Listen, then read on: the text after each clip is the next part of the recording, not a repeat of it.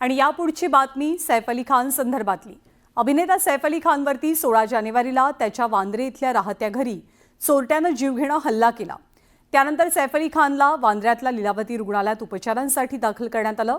सैफवरती तातडीची शस्त्रक्रिया झाली आणि आता सैफ अली खानला 5 दिवसांनी डिस्चार्ज मिळालाय।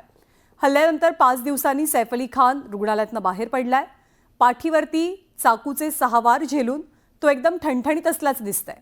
एकदम नवाबी अंदाजात तो आपल्या घरी परतला। आज चाहत्यांनी सुद्धा सैफ अली खानची एक झलक मिळवण्यासाठी मोठी गर्दी केली होती।